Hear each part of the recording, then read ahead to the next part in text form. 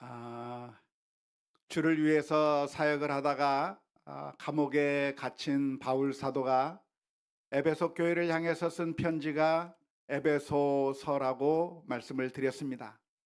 그 바울 사도가 에베소 교회를 생각하면서 권면하는 메시지가 오늘 읽은 본문의 메시지인데요. 만일 여러분들이 감옥에 있고 지금 저 밖에 교회가 있다고 한다면 여러분들은 어떤 권면을 하고 싶으십니까? 어떤 권면을 했을 거라고 생각이 드십니까? 오늘 읽은 에베소서 4장 1절 말씀에 보면 바울 사도는 이렇게 권면하고 있습니다. 그러므로 주 안에서 갇힌 내가 너희를 권하노니 너희가 부르심을 받은 일에 합당하게 행하라.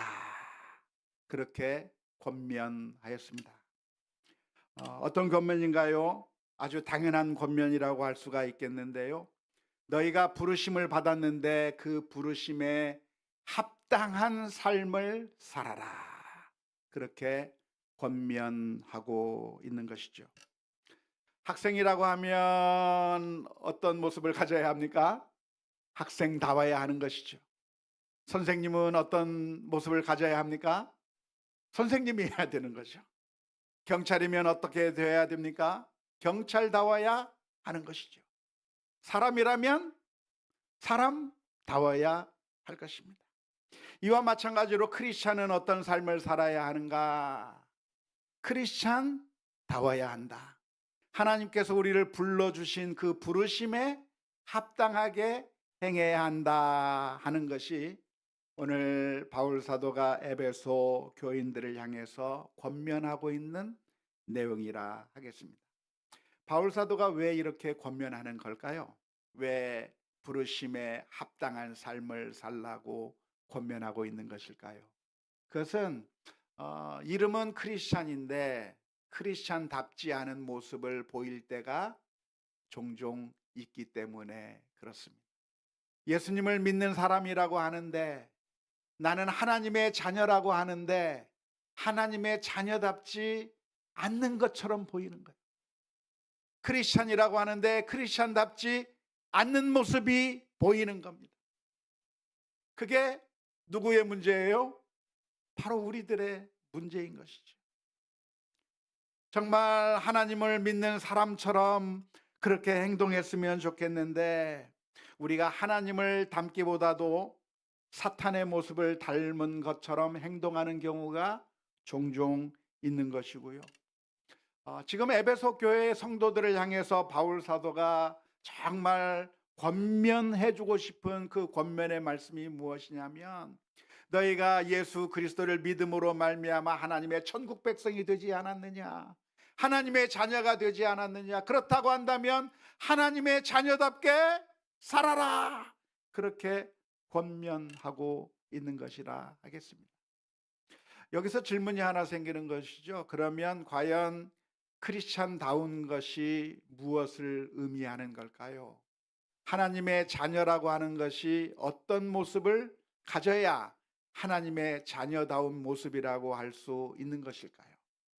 성경책 옆에 끼고 거룩한 모습을 하면서 다니는 게 크리스찬다운 모습일까요?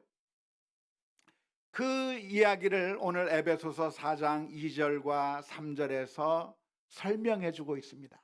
에베소서 4장 2절 3절 말씀에 이렇게 표현하고 있는데요. 모든 겸손과 온유로 하고 오래 참음으로 사랑 가운데서 서로 용납하고 평안에 매는 줄로 성령이 하나 되게 하신 것을 힘써 지켜라. 우리 성도들이 가져야 할 그 성품이 무엇인가? 하나님의 자녀가 가져야 할 그 삶의 태도가 무엇인가에 대해서 설명하고 있는 것인데, 우리는 어떻게 해야 된다? 겸손해야 한다. 겸손해야 한다. 모든 일에 겸손해야 한다. 뿐만 아니라 모든 일에 온유하게 행해야 한다. 온유하게 사람들을 대해야 한다. 오래 참고 인내하면서 사람들을 용납하고 받아주어야 한다. 참지 못하고 분노하는 것이 아니라 다른 사람들을 용납하고 받아주어야 한다. 뿐만 아니라 우리가 서로 하나 되는 일에 힘써야 한다. 이게 바로 크리스찬의 모습이라고 표현하고 있는 것입니다. 이 가운데서 제일 근간이 되는 게 무엇일까요? 겸손, 온유, 오래 참음, 사랑, 용납, 하나됨, 여러 가지 주제를 이야기하고 있는데, 이 가운데서 제일 근간이 되는 것이 있다고 하면 무엇이겠습니까? 저는 겸손이라고 생각합니다. 제일 먼저 겸손에 대해서 이야기하고 있는데요, 모든 상황 가운데서 겸손해야 된다. 바울 사도는 에베소 교회를 향해서 권면하고 있는데, 왜 우리는 겸손해야죠? 왜 우리는 모든 일에서 겸손한 모습을 보여야 합니까? 왜냐하면 우리는 값없이 하나님의 은혜로 구원을 받은 자이기 때문에 그렇습니다. 우리가 구원을 우리의 노력으로 얻은 건가요? 아니에요. 우리가 성과를 잘 내서 획득한 것인가요? 아니에요. 우리의 구원이 무엇이죠? 아무런 자격이 없는 우리들에게 하나님께서 은혜로 베풀어 주신 것이 구원이에요.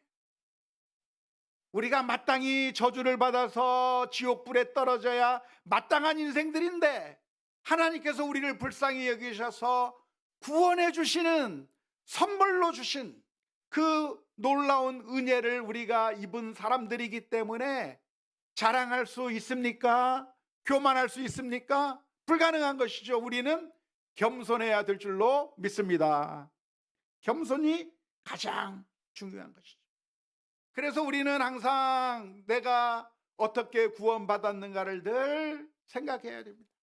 우리가 어떻게 구원받았어요? 나 같은 죄인 살리신 하나님의 은혜가 너무나도 크고 놀라웠어.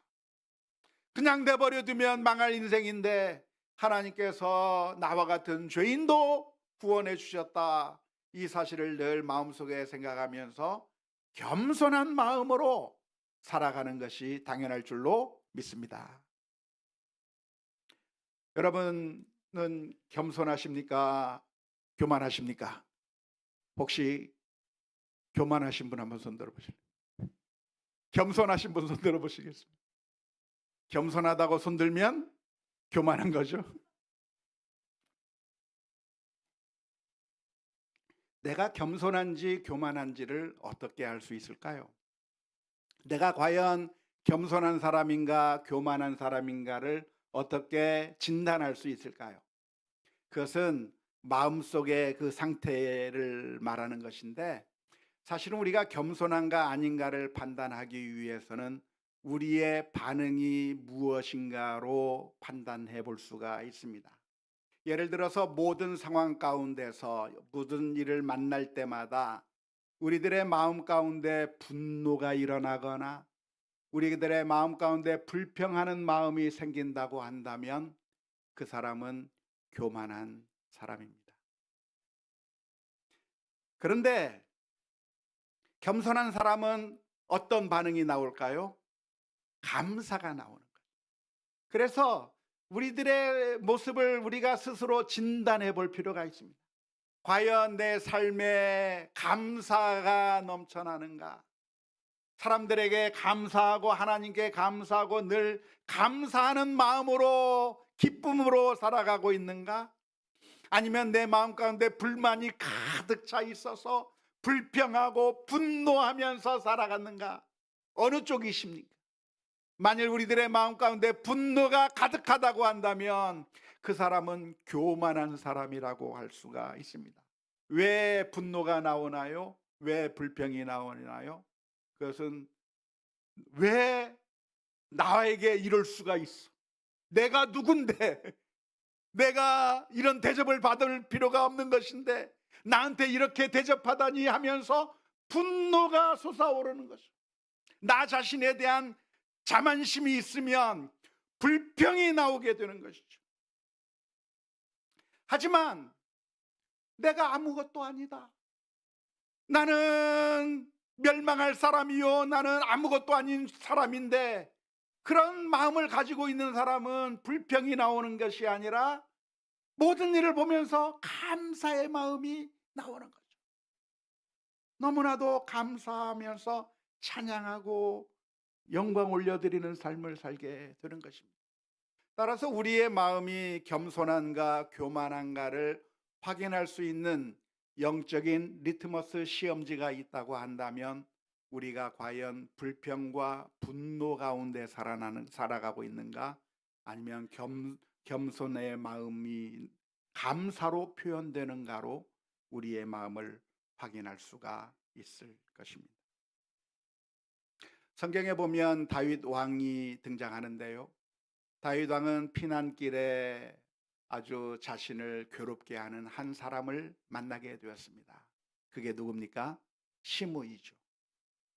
지금 아들의 반역으로 인해서 피난길에 떠난 이 다윗 왕을 앞에 나타난 시므이라고 하는 사람이 다윗을 보면서 다윗을 향해서 욕을 해대기 시작했습니다.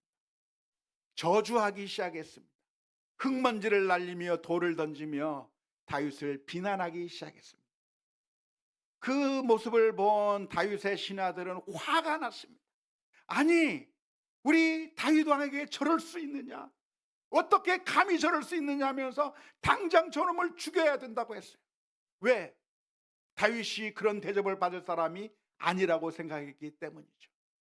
만일 이 순간에 다윗이 교만한 마음이 있었다고 한다면 저놈 죽여라 했을 거예요. 어디 왕족을 능멸하느냐 하면서 부하들을 보냈을 것이죠. 하지만 다윗은 그 순간에 분노하지 않았습니다. 다윗은 그 순간에 그 주변에 있는 사람들을 향해서 말을 한 거예요. 그냥 내버려둬라. 하나님께서 저 사람으로 하여금 나를 저주하라 하심인 줄 어찌 알겠느냐. 내가 왕이라고 생각한 것이 아니라, 내가 왕으로서 대접을 받아야 될 사람이라고 생각한 것이 아니라, 나는 하나님 앞에서 죄인이요, 내가 엄청난 죄를 저질러서 악을 행한 사람인데 내가 마땅히 저런 저주를 받아야 되고 내가 마땅히 저런 비난을 받을 만한 그런 존재이밖에 안 된다고 하는 겸손한 마음으로 대할 때, 다윗은 비난한 것이 아니라, 그 사람을 죽이려고 달려든 것이 아니라 그의 마음 가운데 온유함으로 대할 수 있었을 줄로 믿습니다. 유명한 D.L. 무디 목사님의 이야기가 있습니다.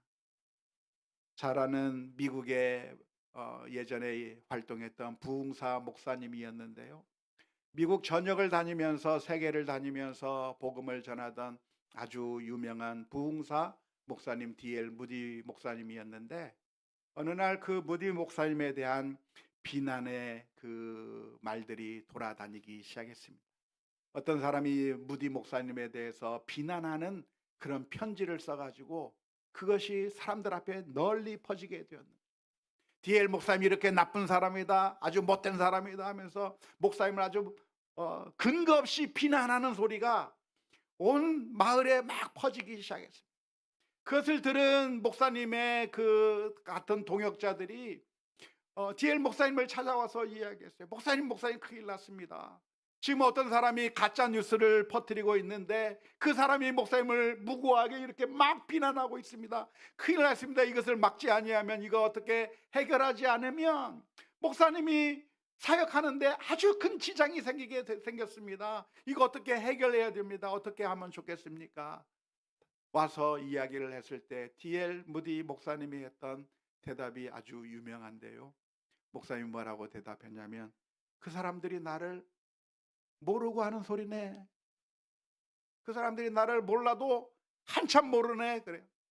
그러면서 하는 말씀이 무슨 이야기를 했냐면, 그 사람들이 나를 정확하게 알았다라고 한다면 더 큰 비난을 했을 것이고, 내 마음에 있는 그 악한 죄악들, 내 죄성들, 그것들을 다 알았다라고 한다면 나는 더 크게 비난을 받고 더 엉망진창인 사람이라고 비난받아 마땅할 사람인데, 그 정도만 비난해 주니 오히려 감사할 뿐이다 라고 한 말로 유명해요.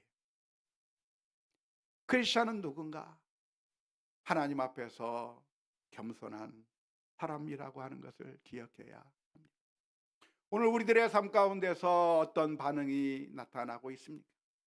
사람들이 나에 대해서 무슨 말을 할 때마다 분노로, 사람들이 내게 대하는 그런 행동들을 볼 때마다 불평으로 원망하며 살아가고 있습니까? 아니면 겸손하게 온유함과 진실함으로 대하고 있습니까? 오늘 우리 자신을 살펴보면서 모든 일에 겸손함을 보이는 우리 모두가 다 될 수 있기를 주님의 이름으로 축원합니다. 나머지 것들은 겸손할 때 다 나오는 거예요. 온유함으로 사람들을 대해야 되는데 온유함이 어디에서 나옵니까? 겸손함에서 나오는 거죠. 사람들이 나에게 무슨 말을 하고 사람들이 나에게 잘못 대하고 하는 그 모습들을 볼 때 겸손한 사람은 온유함으로 대할 수 있는 거예요. 다윗 왕이 온유함으로 대한 것과 마찬가지. 어떻게 오래 참을 수 있습니까? 겸손할 때 참을 수 있는 거예요. 내가 교만하다고 한다면 참지를 못해요. 금방 화가 나서 그 사람에게 원수 갚으려고 할 거예요. 하지만 겸손한 사람은 오래 참으면서 사랑으로 용납할 수가 있는 것이죠. 나와 다른 사람들을 바라보면서 그 사람에게 분노하는 것이 아니라 용납하면서 믿음으로 하나가 되는 그런 놀라운 은혜의 역사가 있어야 될 줄로 믿습니다. 뿐만 아니라 오늘 에베소서 4장 4절에서부터 6절 말씀에서는 우리가 하나 되어야 될 이유에 대해서 말씀하고 있습니다.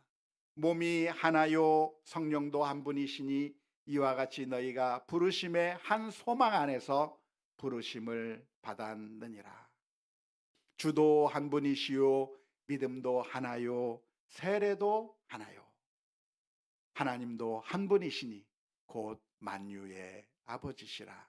만유 위에 계시고 만유를 통일하시고 만유 가운데 계시도다. 하나님이 한 분이시고 우리를 부르신 그분이 한 분이시기 때문에, 세례도 한 분이기 때문에 우리는 평안에 매는 줄로 서로 화합하며 하나가 되는 그런 믿음의 결단이 있어야 될 줄로 믿습니다.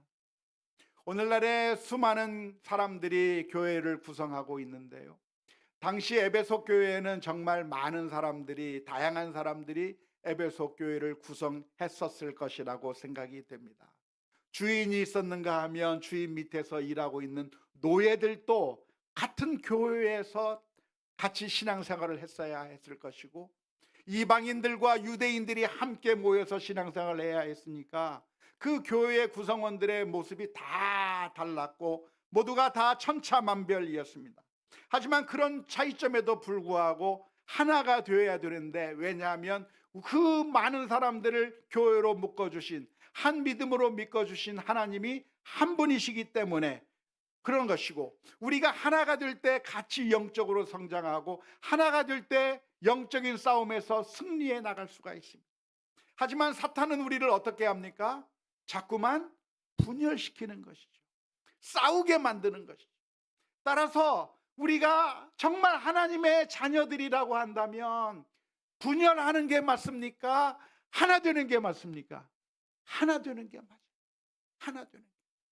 자꾸만 싸우고 갈라지고 너와 나가 다르다 하면서 분열되는 것이 크리스찬이 아니라, 차이점이 있다 할지라도 서로 용납하며 이해하며 하나가 되기 위해서 최선의 노력을 다하는 것이, 그게 크리스찬이라고 하는 사실을 기억해야 할 것입니다. 어떻게 우리는 하나가 될 수 있을까요? 하나가 된다고 하는 것이 무엇을 의미하는 걸까요? 하나가 되는 게 뭐죠? 하나가 된다고 하는 것은 똑같이 되는 것을 의미하지 않습니다.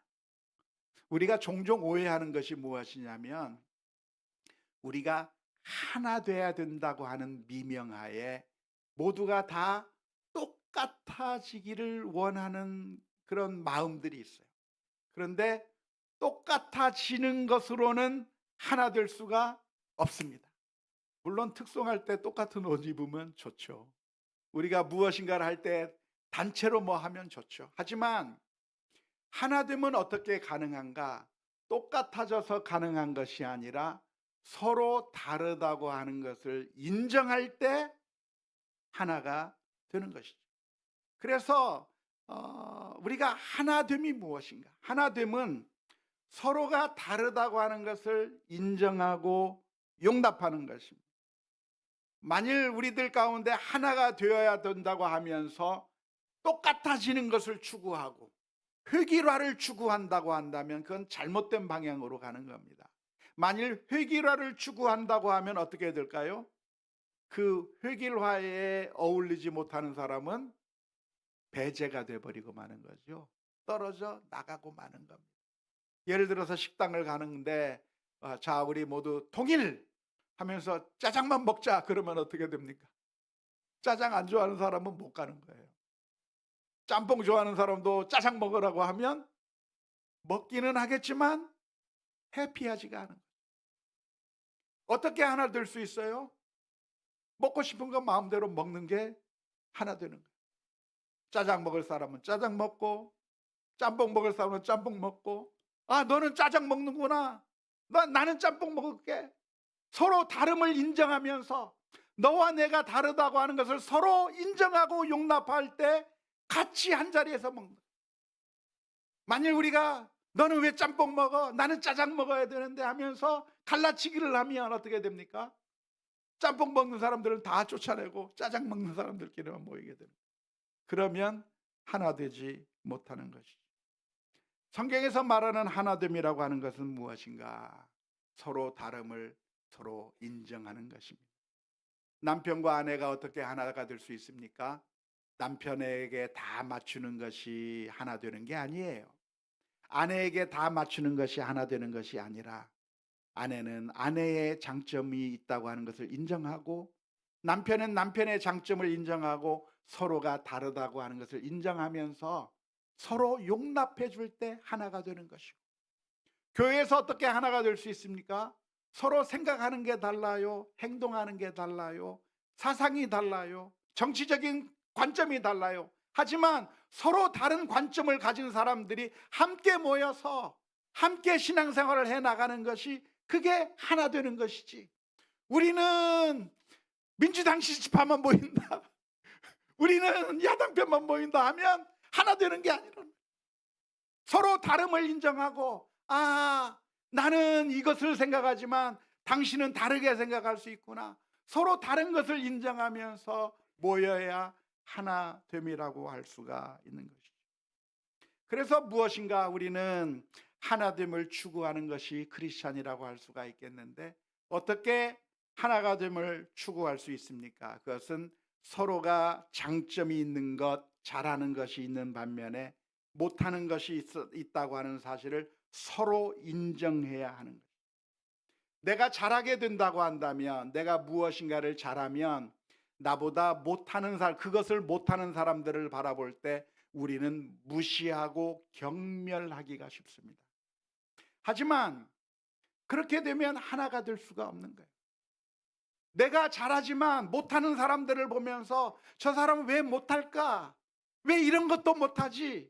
하면서 왜 저 사람은 저렇게 행동하느냐? 하면서 경멸하고 무시하는 것이 아니라 내가 이것은 잘하지만 내가 잘 못하는 부분도 있고 저 사람은 저것을 잘 못하지만 나보다 잘하는 것이 있으니 서로 잘하는 것 못하는 것 가진 사람들이 함께 어울려서 서로 돕고 서로 함께해서 같이 공동체를 좋게 만들어 나가는 것을 서로 인정하게 될 때 그 공동체가 하나가 될 수 있을 줄로 믿습니다.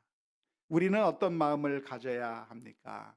내가 무엇인가를 잘한다면 내가 잘하게 되는 것은 저 못하는 사람들을 위하여서 섬기라고 하나님께서 보내주셨고, 나는 이것을 잘하고 있는데 못하는 사람들을 바라보면서 왜 이런 것도 못하느냐고 비난하는 것이 아니라 못하는 사람들을 위해서 섬기라고 나를 보내주셨구나. 이 공동체에 보내주셨구나. 우리 아이들이 못하기 때문에 부모님들이 있는 겁니다. 우리 어른들이 이제는 힘이 없기 때문에 자녀들이 있는 겁니다. 남자가 못하는 것이 있기 때문에 아내가 있고, 아내가 못하는 것이 있기 때문에 남편이 있고, 우리 성도들 사이에서도 이것을 잘하는 사람이 있는가 하면 저것을 잘하는 사람이 있고, 외향적 있는 사람이 있는가 하면 내향적인 사람이 있고, 수많은 사람들이 다 각각 다른 특징을 가진 사람들이 하나의 공동체를 이루는데요. 그래서 성경은 교회를 어디에 비유합니까? 몸에 비유하는 거예요. 그리스도는 교회의 머리가 되시고 우리들은 그의 지체인데, 그 지체 가운데 다양한 지체가 있는 거예요. 어떤 사람은 눈의 역할, 어떤 사람은 코의 역할, 어떤 사람은 귀의 역할, 어떤 사람은 입의 역할을 하고 있는 것인데, 다 눈이면 어디로 들어요? 다 귀면 무엇으로 말해요? 서로 다르기 때문에 함께 모여서 함께 한 몸을 이루는 것이고, 다르기 때문에 하나 될 수 있는 것이고, 서로 다름을 서로 인정해야, 그래야 하나가 될 수 있다고 하는 사실을 기억하면서 우리 가정이나 교회나 그 어떤 공동체든지 하나님께서 우리를 부르신 그 부르심에 합당하게 하나 되는 열정을 회복할 수 있기를 주님의 이름으로 축원합니다. 그렇지 않고 다른 사람을 인정하지 않는다고 한다면 결국 하나 되지 못하는 거죠. 성경에서 한 예를 찾아본다고 한다면 하갈의 예를 비유로 들을 수 있을 것 같습니다. 제대로 된 비유라고 할 수는 없겠지만, 어느 날 아브라함의 아내 사라가 임신을 하지 못하게 되었을 때 사례는 놀라운 결단을 합니다. 지금으로서는 있을 수 없는 일이죠. 하지만 그 당시 아주 고대 시절에, 그 당시에는 자신의 여종을 남편에게 후처로 주어서 그 후처를 통해서 아이를 갖겠다고 하는 계획을 가지고 그렇게 아브라함에게 후처로 자신의 여종을 주게 되었습니다. 그러다가 그 하갈이 어떻게 됐어요? 임신을 하게 됐습니다. 임신을 하게 된 여종 하갈이 자신의 주인인 사라를 어떻게 했을까요? 멸시하기 시작했어요. 경멸하기 시작합니다. 나는 임신했는데 우리 여주인은 임신도 못하네? 저런 아무런 능력도 없는, 여자 구실도 못하는, 그러면서 자신의 여주인을 비난한 거죠. 경멸해버린 거예요. 결국 어떻게 됐습니까? 쫓겨나가게 돼요. 이 구조 자체가 오늘날은 있을 수 없는 일이니까 적당한 예는 아니겠지만, 어쩌면 오늘날 우리들의 삶 가운데서도 역시 마찬가지. 어떤 사람은 할 수 있는 능력이 있습니다. 이것을 잘합니다. 어떤 사람은 저것을 잘합니다.